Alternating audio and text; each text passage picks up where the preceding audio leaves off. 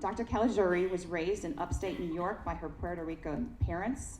Dr. Caligiuri is a proud graduate of Bloomsburg University in Pennsylvania and the Ohio State University Medical School, where she also competed on the OSU ballroom dance team. After completing her residency at OSU, Dr. Caligiuri began working for Central Ohio Primary Care as an internist before transitioning to Ohio State. For the past 20 years, she has focused her practice on prevention medicine and wellness, and she serves as an associate professor of medicine at Ohio State. Dr. Caligiuri was voted Teacher of the Year at OSU, and she has appeared in Columbus Monthly as one of the Ohio's best doctors in 2022 and 2023. She is a certified Zumba instructor. I love Zumba. And she enjoys exercising, traveling, and connecting with friends and family. And we're also so happy her husband, Joe, is with her today. So, Dr. Caligiuri, thank you so much for being with us.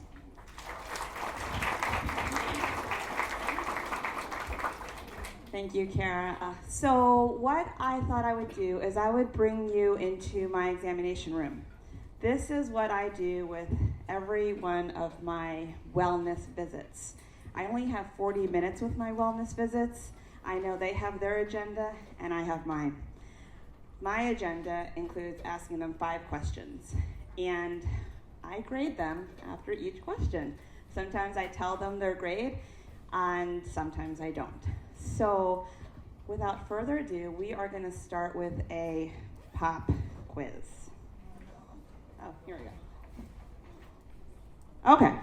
What do you think is the single most important factor that will determine how long you live, how happy you are, and how healthy you are? By a show of hands, who thinks it's owning a pet? Not many people think it's owning, okay. Who thinks it's sleeping greater than 5 hours? Okay, maybe 5 to 7%, okay. Who thinks it's exercising at least 150 minutes per week? Okay, all right, very good. Who thinks it's having a meaningful relationships? Dang, all right. Who thinks it's a plant-based diet? Kara? Okay, you guys got it right. It's connections, our first pillar of health that I discuss with people, connection to other. You guys, sometimes I tell my patients what I'm going to say. I'm going to say, here are the 5 pillars of health. Here are the 5 questions I'm going to ask you. And the first one is more important than the second, and the second is more important than the third. The first question by far will determine how long and how happy and how healthy you're going to live. So there was a study, it's actually the longest running study ever in the United States history. It's done at Harvard. It started in 1938, and it's a study on human behavior. They nicknamed the study of happiness. For educators out there, this is a 16-minute TED Talk that concisely tells you about this study if you wanted to play it for your classes. And in this study, they studied 724 men from Harvard from 1938 and poor boys from a neighborhood in Boston who came from very troubling families. And they followed them for the last 85 years. And they measured their blood pressure and their sugar and their weight and how much income they made and where they lived and where they worked. And they took MRIs of them every couple of years and CAT scans and asked them questionnaires, and they interviewed their families. And when they got to their 80s and 90s, they tried to determine, well, who made it to their 80s and 90s with health and happiness? What was the factor? And it came down to asking them one question when they were in their 50s.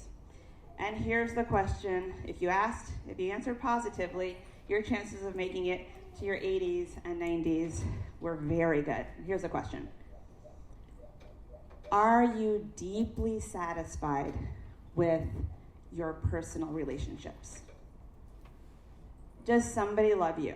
Can you call somebody in the middle of the night because you're sad or lonely, and somebody will pick up and talk you through that problem? So having deep, meaningful relationships is the single most important factor that you can develop, that you can have to live with happiness and health longer. It also has other great health implications like improving your memory. We know that there's an epidemic of loneliness and isolation right now.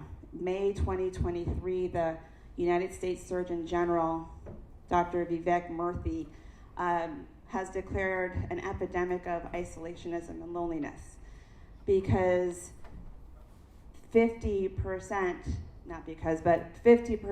of people with dementia have a predisposing factor of being isolated and lonely. So this is a huge problem, and if the patient tells me at this first question, if they talk about marital discord or they talk about a relationship that's really eating them up, or they're just lonely, they tell me, then I often don't get to dive into the other 4 questions because this one is so important. I have to dive deeper. But since I'm going to cover all 4, I'm going to move to a story. Also, in the Harvard study, they talk about how other diseases such as diabetes and heart disease, memory loss, they all decrease if you have a partner to de-stress you throughout your life, to rely on. So this is proven in actually many studies, but the most famous study that you'll hear about is the Harvard Happiness Study. So it's a TED Talk, and I highly recommend. It's only 16 minutes. I highly recommend you see it. All right. So one couple that I thought benefited from connecting in older age is my father-in-law. My father-in-law is almost 98. This picture was taken in January of this year at Donna's 90th birthday. And my father-in-law lost his wife 10 years ago. And Donna, who is my next door neighbor, lost her husband 10 years ago. My father-in-law lives in Buffalo, which is a 6-hour drive. And Donna lives literally next door to me. So one day I thought it'd be a good idea to connect them, to add more meaning and connection in their lives because they were both living alone and they were lonely. So my father-in-law, as you can see, he's got this wavy, gray, debonair kind of image, and I said, hey, I want you to meet this person, this really nice person. So I brought him over to her house. She lives with a yappy, mean little dog. And he's so mean, you guys. Okay. She has to pick him up so he doesn't bite you. So anyway, so she's got great balance. She does yoga all the time. And I brought him over. I knocked on the door and I said, Mike, this is Donna. But before Donna could respond, she had to pick up the dog who was barking incessantly during this conversation. And she opens the door with one hand, holds the dog with the other. And I said, Mike, this is Donna. Donna, this is Mike. She puts the door in her elbow, holding the dog, extends her hand, and he takes her hand, grabs her, pulls her into him, and says, I don't do handshakes, I do hugs.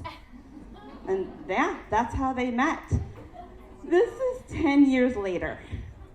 They're still together, they're still happy, and he still drives down. He stopped driving during the pandemic, but up until the age of 95, he drove down 6 hours every 2 weeks to see her. And I think that the connection that they have, that they're both very meaningful in each other's lives, this has extended their life.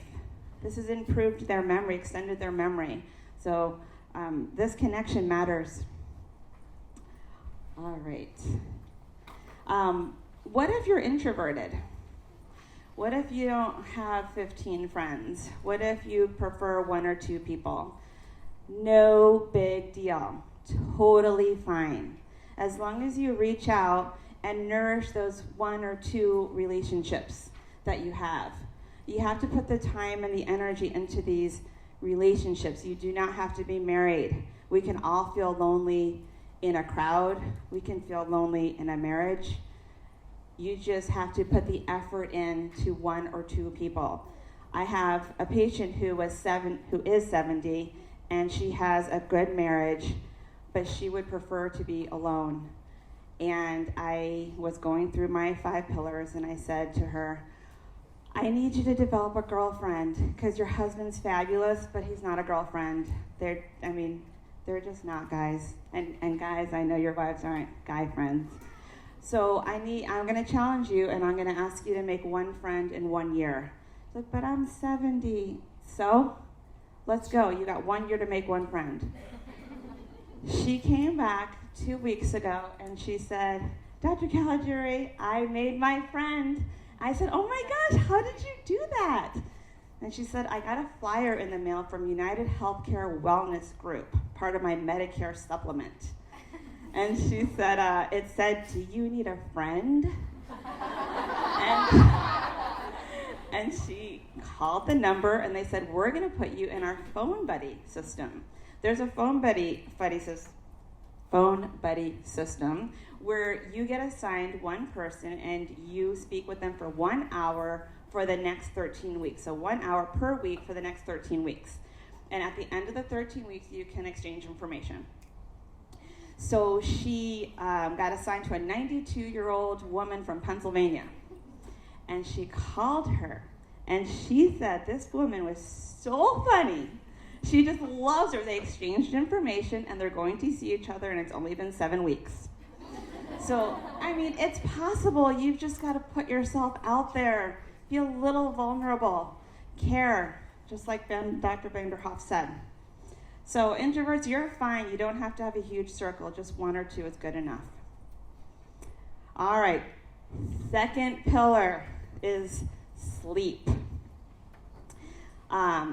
Dr. Matthew Walker, PhD, the world's leading scientist in sleep. Again, another excellent TED Talk for the educators in this room to play for their kids, to play for your adults, like maybe middle school and up. So he says the shorter your life, the shorter your sleep, the shorter your life. And it's true. So how does sleep help you as educators? How does sleep help you just even if you're not an educator? Oh, I didn't know you guys had those. Excellent. All right. So how sleep helps you, it improves your memory. Our brains are like a sponge. It turns out that you need sleep before you're gonna memorize something. So if you're gonna come to school, you have to have 7 hours of sleep. 7 is the golden number. 7 hours of sleep before you actually learn material. And then in order to hit the save button on those memories to transfer it from short-term memory into long-term memory, you have to sleep again the night after you've learned it.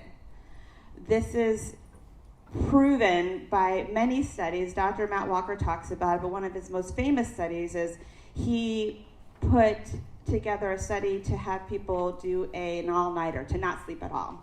And he measured how much they learned. He measured their MRI, their brainwave activity, their recall, and it ended up being 40% less recall of the material after pulling an all-nighter. So that's the difference between a student acing an exam and not acing an exam, if they just sleep the night before and then the night after. So I am militant about my kids, educating my kids on sleep. Do they listen? I don't know, but I do talk with them ad nauseum about how important their sleep is. Also, there's a huge experiment that happens every year in the United States, most states in the United States, and it's called daylight savings time. If you take an hour away, they have measured that the rate of heart attacks go up by 24%. That's nuts, right? And then on the opposite end, when you get an hour, that rate goes down by almost the same. That's strange. So it's pretty important for our health too. The last part about our health is Dr. Matt Walker did a study where he decreased somebody's hours of sleep to just 4 hours, and then he measured natural killer cells. Natural killer cells are the cells that are responsible for killing cancer, finding cancer cells and killing them, so they keep our body safe. And they measured natural killer cells the day after they slept for 4 hours, and the natural killer cells were decreased by 70%. So sleep deprivation is so important that the World Health Organization has deemed any form of nighttime shift work a probable carcinogen, because we don't have natural killer cells when we sleep 4 hours or less. We have 70% decline. So sleep is vital. And just on a personal note here, I have struggled with sleep for a long time. I had 3 kids in 3.5 years, and as the mom here knows, she's not getting a lot of sleep. And even if partner's pulling their weight, you're still not getting a lot of sleep. So I was sleep deprived for 3 to 4 years. Training took 3 years out of my life that I'll never get back. The residency is different now, but back then I slept in the hospital every 3 days and basically didn't sleep because it was a 24-hour shift. So I came out of, parenthood and my career training with this terrible sleep. I went to see doctors, I went to see urogynecologists. Why am I urinating all night long? I went and read books. I went to conferences. I listened to TED Talks. I finally came up with strategies to help improve my sleep. I took the temperature of the room down to 65 degrees. I got darkening shades. I got expensive sound machines. I got the kind of mattress where you can jump on one side and not feel it on the other.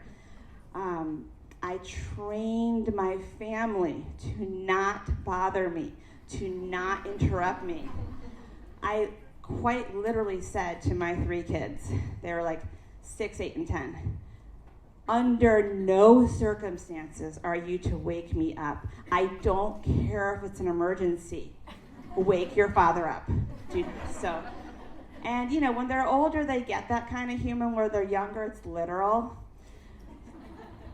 Fast forward to the youngest being 8 years old and having a sleepover party. They go downstairs, they sleep or do whatever they do. They come upstairs. One of the girls seemed rather sluggish while she was eating her pancakes. She was just, just rosy cheeks and just not looking very good. At any rate, the mother came and picked her up and we said goodbye. Later that afternoon, the mother called me and she said, "Hey, I just want you to know Natalie has strep throat, so just so you're aware to tell all the mothers about the kids being exposed to strep throat." I was like, "Oh, thank you so much. I'm so sorry. She did look a little down this morning." And she said, "Well, I also wanted to tell you something that Natalie told me." I said, "Oh, what is it?" She said, "Well, your daughter, Olivia, got her a cool rag and put it on her head, got her ice water, took her temperature, and it read 103.3, put her to bed and said, 'I'm sorry, but under no circumstances am I allowed to wake my mother up, even if it's an emergency.'" And she didn't wake me up. So I was like, "Oh, thank you for telling me that, the humor is lost in those little ones." So I wish I was done with that story, but I'm not. Okay, so my sleep was still miserable, and I'm laying in bed, and I realized you know, I'm a light sleeper. I've done all these things. I've gotten this great air conditioner that costs way too much money in my bedroom to keep my temperature at 65 degrees. And I realized my husband breathes too loud. He's doing the whale. Sorry, honey. He's like, I'm like, what is that? I can't. I just can't. I can't. So I wake him up. Honey, you're doing the whale. He's getting irritated with me. Day after day, week after week, he's irritated. But I can't sleep, and I don't care. I need to sleep. I'm the one who had the babies, and I got up and all that stuff anyway. So I said, I can't sleep. So one day I see him coming home from Costco with a mattress on the top of our car. I was like, where are you putting that mattress? We don't have any guest rooms. And he brings it up the stairs. He kicks open our bedroom door. He opens and he plops it right on our bedroom floor. And he's like, this is where I am sleeping. When you wake me up, I am going to roll over and plop onto this mattress. And so we affectionately call it the dog bed now because our dog thinks it's an extra bed for him. So there he is.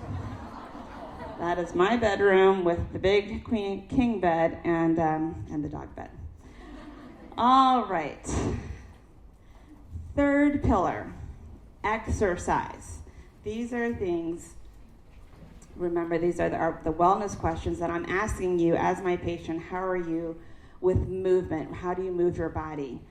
So exercise is obviously critical because it allows us to develop muscle mass so that we can move without assistance.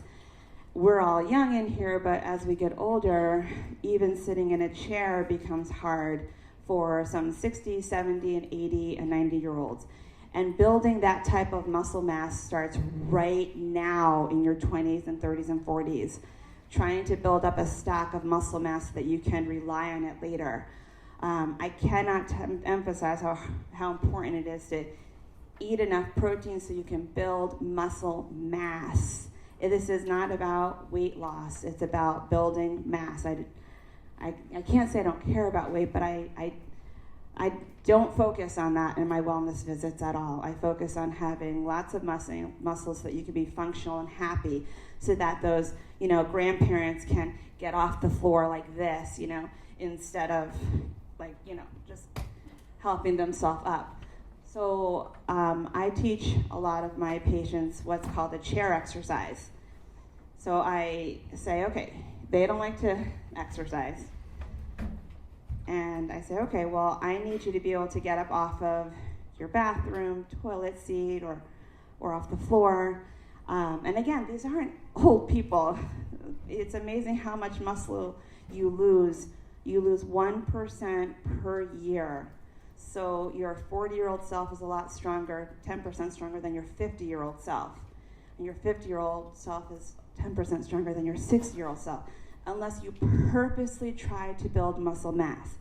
So this is called the get up and go test. This is what I do for a lot of my older patients, and this is what I did on one patient that I'm going to tell you about.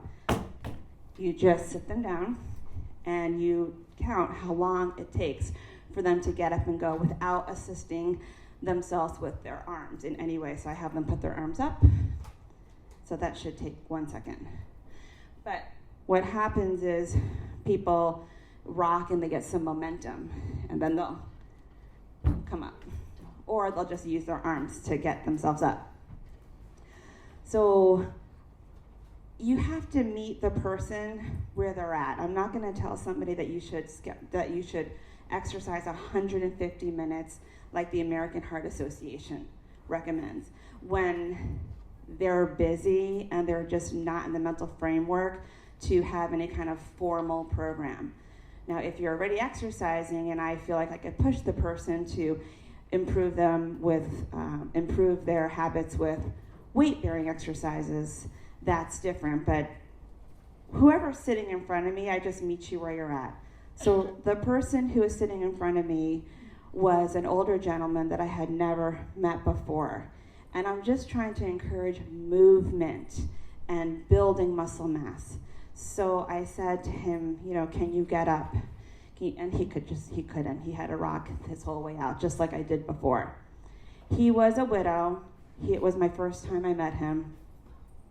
And I was trying to convince him that he needed to exercise so that he could get out of bed by himself and off the toilet and really just start to enjoy life and start to walk again.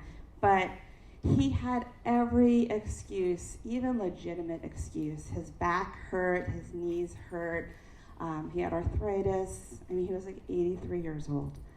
So I spent probably 60 minutes out of a 40-minute video, a 40-minute office visit, convincing him. And finally he says, well, I guess I could use my pool.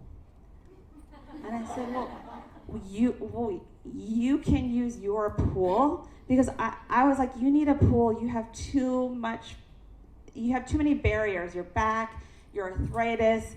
He was very protuberant in the midsection, this like truncal obesity. And he needed pool exercise so that he can have that sort of resistance. Land wasn't for him. Land exercise wasn't going to work for him. So when he said, I guess I could use my pool, I was like, what do you mean your pool? He said, well, I have one in my basement. I have one in my house. I'm like, I've never met him before, right? And the whole time I just spent like cheerleading and motivational interviewing to get him to move. And he said, well, I could turn it on and I could heat it and I guess I could walk in it. I said, great, okay. Let's see you back in 3 months. All I want you to do is pool walk, which means you walk like this, against resistance. And if you're really savvy, you can walk backwards against resistance, right? It's actually really hard to pool walk if anyone's ever done it. You don't have to swim, just pool walk. So he comes back 3 months later, and he's sitting in the chair, and I said, how'd you do? And he said, well, watch this, doc. And I was like, oh, what happened? What'd you do? He's like, well, I almost drowned. That's what I did. I said, what happened? He's like, well, I put the heater on and I went for a swim. And I sunk to the bottom of my pool in 4 feet of water. And I was laying there on my belly and I couldn't get up. I didn't have the strength in my arms to push me up. I couldn't get my feet underneath me. I almost drowned by myself in my pool. He's like, by the grace of God, I floated up. I called my son, who lives very close by. He came over with those swimmies. You know swimmies? Remember those swimmies? 3 per arm. 1, 2, 3. He put them on me. He got in the pool with me, and we pool walked for 45 minutes, me and my son. And my son came over 5 days a week and pool walked with me for 40 with the swimmies. He never let me swim. And that's how that happened. He literally, I almost died. I was like, what? Like, he was the rocker, guys. This was him. Like, that's 3 months. He got his life back. I mean, this is what excites me. You guys can tell I love what I do, right? Like, I just was like, oh, thank you so much. This is incredible. So he's doing great. He ended up meeting a woman companion at church, and they go to plays and out to dinner, and she moved in with them, and he's happy, and so exercise, whatever, meet yourself where you're at. If you're not doing anything, then start with walking outside of your house for 5 minutes, turning around and walking back. If you're already an exerciser, challenge yourself to pick up with weights and protein so that you can build those muscle fibers against the degradation of aging. There's no picture of my patient here, but I thought I put the pool in there. I couldn't find somebody pool walking, but all right. Move it or lose it. This is him. He said I could take... He said I could take a picture of him. Okay. All right. Diet, another pillar of exercise. So I am one of these physicians that Do not prescribe to any certain philosophy. No keto, no paleo, no intermittent fasting. It's all fine. I'm more of a everything in moderation. These are some of my personal favorite meals. I do stay away from red meat because it's a known carcinogen to colon cancer. But I don't stay away completely. So every once in a while, I will have a burger. I just had one last night. But do I make them all the time? No, I don't. I believe that there's no shaming somebody into eating what they're eating. There's a place for all foods. You just can't do it all the time. So I do a 24-hour diet recall on the patient, and I will very quickly in my head calculate how much protein is in that diet. And then I will tie in the diet, the protein that they're having, into how much exercise they're doing for muscle building. So I tie these two together with the patient. You know, if you're a woman and you weigh 130 pounds and you're eating, 40 grams of protein, that is not going to gain you muscle mass. That is not going to make you stronger. Again, it's not about losing weight for me. It's about improving your muscle mass and your functionality as you age. So I will calculate a person's protein. I like the TDEE calculator. It's TDEE calculator.net. It's a very famous, popular, free internet calculator that will determine roughly based on what you tell it in terms of your activity, your exercise, your weight, your sex, your gender. It will spit out your calories and the amount of protein you should have. So TDEE calculator.net is what I use. And I do it right there for the patient in the room. And then based on what they tell me, what their exercise is, I will calculate how much protein they should aim for, they should strive for. If I have people that are like, I am not gonna track, that's a part-time job, which they're not wrong, I'm not gonna track, then for women, I will say, aim for protein that's as big as your palm. So after you cook down the chicken, it should look as big as your palm. And for men, it's as big as your hand. And that's for each meal. For each meal. If they're just not gonna track, which is okay.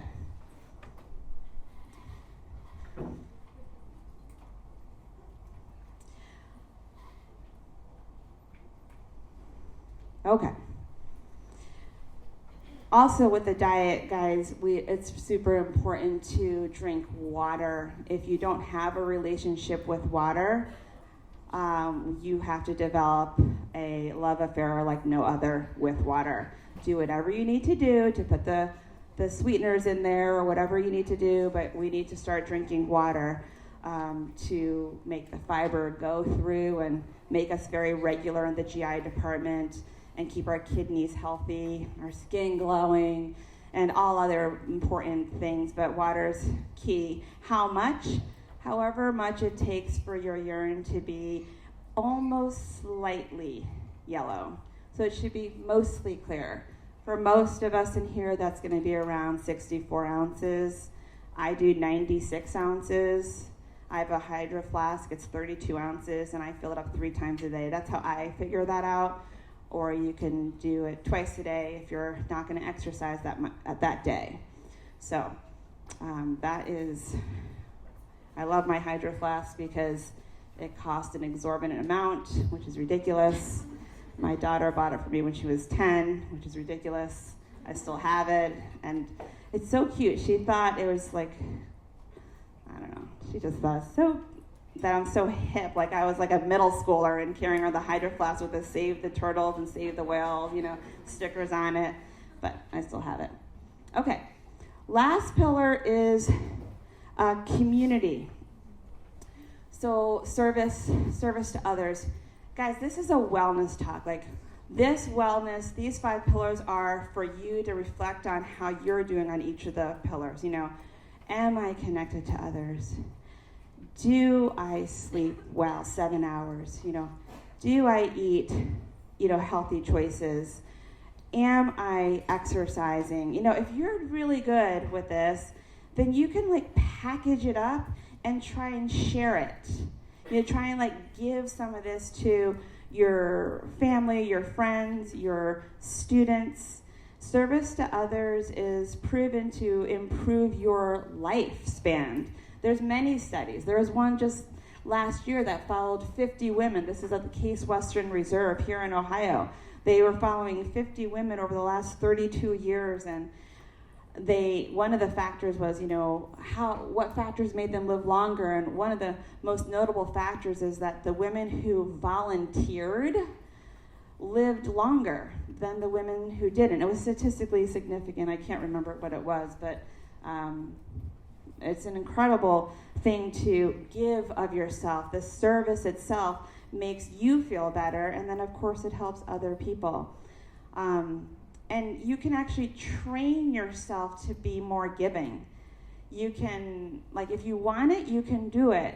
I have a 17-year-old son who was writing a college essay, and he had really nothing to write about. He had not had any, thank God, huge trials to write about in his essay, anything to overcome.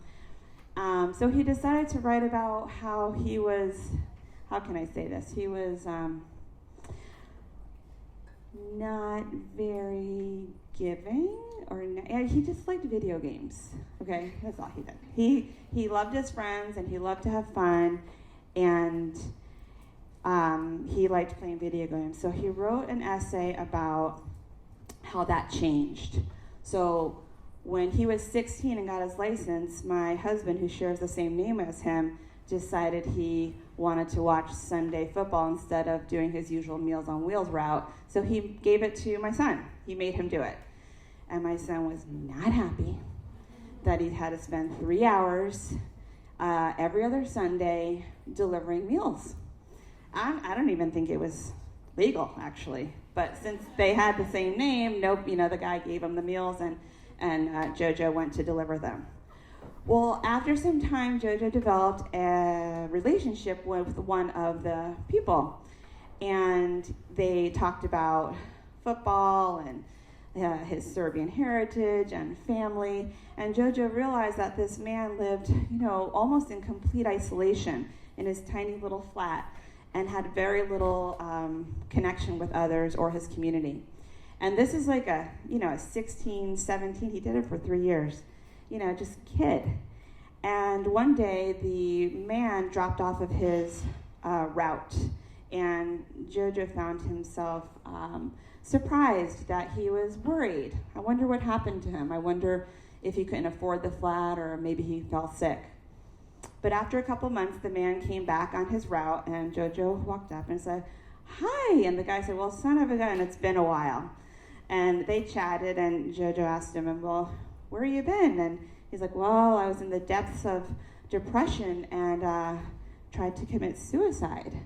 And JoJo's like, "Wow, like, I'm glad you didn't, that's amazing." And the guy said, "What I thought of when I was thinking about it?" And JoJo's like, "What?" He's like, "I was thinking of you. I was thinking of you and your family. And I didn't want to do that." And that really impacted JoJo so much. Like, he had no idea that just caring a little bit and seeing this man twice a month for like 10 minutes, 10, 15 minutes he would spend with him, mattered. And it turns out that social connection and just giving a little bit of your time to somebody who you find is lonely or isolated, it could change the trajectory of their life. So for a kid to understand that, all of you are so far ahead of my son, you have no idea. And he's obviously coming around, but in terms of empathy and willingness and service and leadership, that taught him a valuable lesson, and that's what he wrote his essay on. That's a true story. So compassion and looking for places where you could alleviate some suffering is what leaders do. It's what we do. So if you can fill yourself up with good habits, then you have enough to give to somebody else. It's like in the airplane. First, put your own mask before assisting others. Like, first take care of yourself, and then when you're all filled up, you have the energy and the emotional bandwidth to give. That's what leaders do, guys. They care. But you can't care if you're not filled up, if you're too tired, if you're too aggravated, frustrated, you don't feel good about yourself, you don't feel strong. You want to lead from a place of empowerment. And how you empower yourself is to treat yourself with kindness. First, take care of yourself, and then package it up and give it to others. These things are all connected. When you sleep well, you're emotionally available to connect well with others. When you exercise hard, you sleep better so that you can emotionally connect with others. When you drink your water, because you exercise so hard, you sleep well and you can connect with others. And, it turns out that we are what we eat, so we just try to make good choices most of the time, not all the time, but a lot of the time. Just try. So I think I covered most of this. The 5 pillars are the things that I want you to grade yourself on right now. So let's just take a moment, connection to others. Do you feel like you are filled up? Are you feeling a little lonely? Are you making time for your girlfriends? Are you making time to rehab a relationship that's kind of eating you up, that you're holding a grudge? That's really bad for our health. So, what could you do? Could you send a handwritten note card to somebody that you haven't seen in a while, just telling them that you miss them, we should get together? Should you send a group text to your 3 closest girlfriends and saying, we're going on a walk in this metro park? Should you schedule an outing of golf with your guy friends? Be brave enough to connect, to go up to somebody. Even if it's a stranger, you still feel better and you're connecting. I had an introvert, a patient, 40 years old, in my office this week who is also interested in happiness, longevity, and combating loneliness and isolationism. And she had read that even if you talk with a stranger, it improves your mood and it will help them. She said, so I went to the grocery store and I decided to talk to a complete stranger. And she said, I came home and I was like, hey kids! Like she was so happy. And she's like, it totally worked. But she would not have done that had she not just read, like, talking to a stranger will improve your mood, and then it improves connection. So, connection. So how are you grading yourself right now? Are you an A+? Because if you're an A+, you need to be packaging this and reaching out to people. Number 2, are you guys sleeping 7 hours?